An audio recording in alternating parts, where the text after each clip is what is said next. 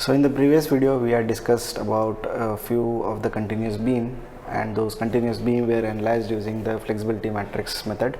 So here also we are going to do the same thing. We'll take this continuous beam, we are going to analyze this beam using our flexibility matrix method. Okay, so let us first look into this given continuous beam. Given continuous beam is loaded by a point load, UDL, and a point load on three different spans.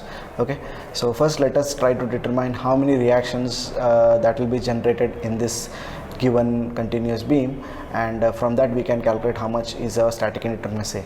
So reaction at joint A, B, C, D, vertical reaction, then there is a moment reaction at D because it's a fixed one. Okay, so total 5 reactions are there and 2 equilibrium equations. 5 minus 2, you will get 3 static indeterminacies. So according to the 3 static indeterminacies, you have to release 3 reactions. Okay, so how do we do that?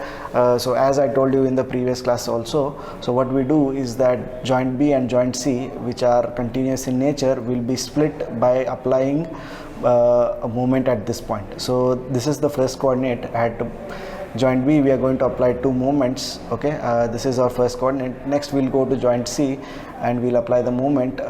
This will be considered as your splitting of these 2 spans. Okay, now going to joint D, as we knew it was 2 reaction here.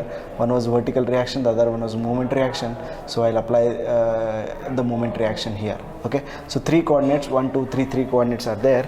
Now this is our structure after it is been released. Okay, so now these 3 spans will be converted into 3 different simply supported beams.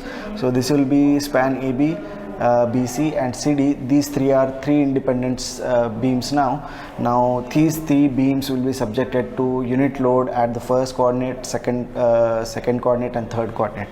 Okay, right. So first what we'll do is we'll go with the first coordinate. At the first coordinate we can apply the unit moment at this joint. So because of application of unit moment, we know that the bending moment diagram would be a triangle like this. So this is what get generated, and you know how to solve these reactions. Okay, I had explained you earlier also. I'll explain it one more time if you want. Okay, so let us consider that this is the span I'm taking, which is AB span, and if I'm applying a unit moment at this, the moment at this will be maximum, which is 1 kilonewton. The moment at the other end will be equal to 0, so it will be a triangular diagram. So this triangular diagram is nothing but your bending moment diagram. So the bending moment diagram is divided by EI, it will become M by EI diagram. So if this M by EI diagram is loaded on this beam, it will become conjugate beam. So this conjugate beam, in which if you calculate these 2 reactions, you will get to know how much is the rotation here. Okay, right. So this is what the concept here is. Now similarly, I have done for beam AB. You can similarly do it for BC. So you know that the reaction at this end, where the ordinate is maximum, it will be L divided by 3I. Where the ordinate is equals to 0, there the reaction will be L divided by 6EI. Now going with this span, we know that the length of this span is 4 meter. So the reaction here, it will be 4 by 3EI, and at the other end it will be 4 by 6EI. Now going with the span BC, the length of the span BC is 5 meter. So that's why the reaction at this end, it will be 5 by 3EI, and at the other end it will be 5 by 6EI. Okay, right. So this is how we have solved our values of rotation because of application of unit moment at the first coordinate. Now similarly we can go to the second coordinate, and at the second coordinate also we will apply the unit moment. Okay, because of application of unit moment, these are the 2 M by EI diagrams which are getting generated at BC and CD. Okay, and you know how much is the length of this, which is 5 meter, and the length of member CD is 6 meter. So that's why the reaction at the second coordinate will be 5 by 3EI and 6 by 3EI, and at the far end it will be 5 by 6EI and 6 by 6EI. So this completes the application of unit moment at the second coordinate. We can similarly go to third coordinate. At the third coordinate we are going to apply the unit moment for only one of the member. So this is the member CD which is subjected to unit moment, and this is your triangular diagram, M by EI diagram. So the reaction at this end, it will be 6 by 3EI, and this will be 6 by 6EI. These are the rotations which are generated because of application of unit moment at the third coordinate. So after solving these 3 diagrams which are going to represent you the rotations or the flexibility values, so next step is to solve for flexibility matrix. So how do we solve the flexibility matrix? We'll take the sum of the rotations that are going to take place at the first coordinate because of application of unit rotation at the first coordinate. That will give you F11. So you know that this is F11, F21 and F31. So F11 is nothing but taking the sum of the rotations at the first coordinate, and these are the rotations which are developed because of application of unit rotation at the first coordinate. So let us take the sum of this. So it will be 4 plus of 5, it will be 9 by 3 EI. I have taken the EI separate from all the values. Okay, now similarly F21 would be this value.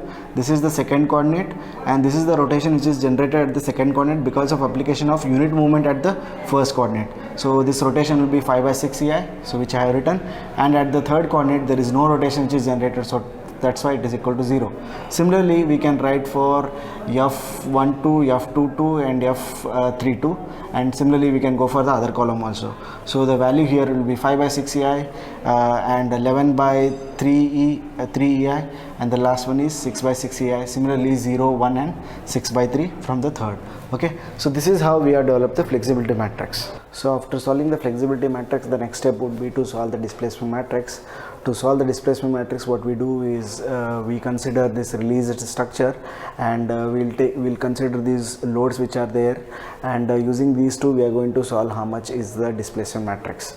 So the first thing what we do is that in previous videos I have also solved how to calculate the displacement matrix. What I'll do is there are three figures that I have drawn for A, B, B, C and CD. You know these are your M by EI diagrams.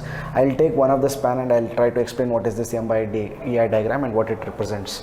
Okay, so let us take this span CD. So span CD is subjected to 80 kN load which is acting 2 meter, which is acting at a 2 meter distance from C.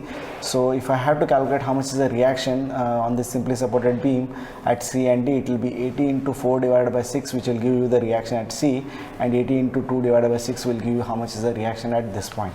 So after calculating the reactions, the next step would be to solve for bending moment diagram. So the bending moment diagram will be of triangular in nature, and the maximum bending moment would be at the point load. So it will be 53.33 into 2, which is 106.66 divided 66 EI divided by EI. So this is your M by EI diagram. So this M by EI diagram is loaded on the beam again, and if I calculate how much is the reaction at this end and this end, it will give me the shear force at C and D, which is nothing but the rotation at C and D. Okay, so let me say that theta dash C is your rotation at C joint, and theta dash D is the rotation at the D joint because of this M by EI diagram. So what I'll do is I'll take how much is the reaction at this point. How do I take the reaction? It will be theta C dash, let me call this as theta C dash, into length, which is 6 meter, will be equal to the moment of these areas taken to joint D. Okay, so let us take this triangle. This is your first triangle. Let us consider this triangle. So here the area of this triangle will be half into base into height. So base, we know it is equal to 2 meter, and height is, we know that it is 106.66 divided by EI. So half into 106.66 multiplied by 2. Okay, so this will give you the area multiplied by the CG of this area with respect to D. Okay, so we know that the CG of this triangle will be 1/3 of 2 meter, so it will be 2/3 plus of this distance from here to here, it will be 4 meter. So that's why the CG of this area with respect to D will be 2/3 plus of 4. Okay, so this completes the first area. Going to the next area, it will be the area of this triangle. So half into 106.66 divided by EI multiplied by this length, which is 4 meter, multiplied by the CG of this area, which is equal to 2/3 of 4 meter. Okay, so it will be 2/3 of 4 meter. So this completes your equation. So what we do is that we divide by the 6, which is the total length. So we knew that it is theta C multiplied by 6 was there. If I send 6 to that side, it will become like this. So theta dash C will be 177.76 EI. Okay, similarly I can calculate how much is my theta dash D. Theta dash D is representing how much is the rotation going to take place at joint D. Okay, so calculate the total area of this and deduct it by theta C dash. You will get to know how much is theta D dash.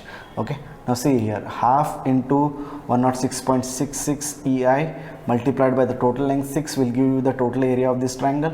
Total area of this triangle minus of theta c dash will give you how much is theta dash d, which is 142.22 EI, right? So now after calculating these two values, these are representing how much is the rotation at this end and this end because of this load 80 kilonewton. Okay, right. So after calculating that, what we'll do is we have to similarly formulate for AB and BC members also. I only solved for a CD member in this part. So let us go for AB and BC. So as you know, AB is a simply supported beam again. It is loaded by constant load 80 kilonewton, which is acting at the center. So we can calculate how much is the bending moment at the center because of the point load. So how much will be the bending moment? So it will be 40 into 2. So the maximum bending moment would be 40 into 2, which is equal to 80 kilonewton. So 80 by EI is nothing but your bending moment diagram. So how to calculate these two reactions at this point? Take the total area, divide by 2, you will get to know how much is the reaction, because this bending moment diagram will be symmetric in nature. That's why the reaction will be also symmetric. So take the total load, divide by 2, you will get to know how much is the reaction here. Okay, now going to span BC. Span BC is subjected to a UDL of 50 kilonewton per meter. You can calculate what is the maximum bending moment on a simply supported beam when it is subjected to UDL. We know the equation, which is WL square by 8. Okay, so using that we can calculate how much is the maximum bending moment, and you know what is the diagram, bending moment diagram for that. It will be parabolic in nature. So 46.875 divided by EI will be your maximum bending moment, which is equal to WL square by 8 itself. Okay, so W, where it is equals to 15 into 5 square divided by 8 will give you this value. Okay, so once you get this parabolic bending moment diagram for span BC, you will calculate how much is the total load. It will be 2/3 of this value multiplied by the length, which is equals to 5 meter. So again divide by 2 will give you how much is the reaction at this end and this end. Okay, so we have solved these two in a very simple manner because both the loads were symmetric in nature, so that's why their bending moment diagram is also symmetric in nature. I have solved this separately because this load is not symmetric in nature, so henceforth its bending moment diagram is also not symmetric in nature. Henceforth I had to solve all this procedure. So you have to observe the type of load. Based on the type of load, you have to define your bending moment diagrams, M by EI diagrams. By looking at the M by EI diagrams, if they were symmetric, you can take the total load and divide by 2. You will get to know how much is your reactions. But if it is not symmetric, what you do is that you have to calculate in this manner to find out the displacements. Okay, so once you find out the rotations for all the members, the next step is to formulate your displacement matrix. So displacement matrix is formulated by taking the sum of rotations at the coordinates which are mentioned. Okay, so these are the 3 coordinates which I mentioned earlier. So the displacement matrix will be formed by taking the sum of rotations at the joint B. So this is your joint B. You will take the sum of these two. It will give you what is the displacement at the first coordinate. So D1 is equals to sum of these two. Now similarly, D2 would be the sum of these two values and D3 will be this value. So this is how the displacement matrix is formulated. The next step would be to solve for your force matrix. So force matrix, as we know the equation, inverse of flexibility multiplies by negative of displacement matrix. So you can solve this in your calculator. We know the flexibility matrix, substitute the displacement matrix and see how much you will get these moments. Okay, so these are the moments which I have arrived at, and you can also solve in your calculator and define how much is your values. Okay, so if you want me to solve more number of continuous beam problem, you have to send those problems so that I'll solve. From the next video onwards, I'm going to solve non-sway frames. After that, we'll solve for sway frames.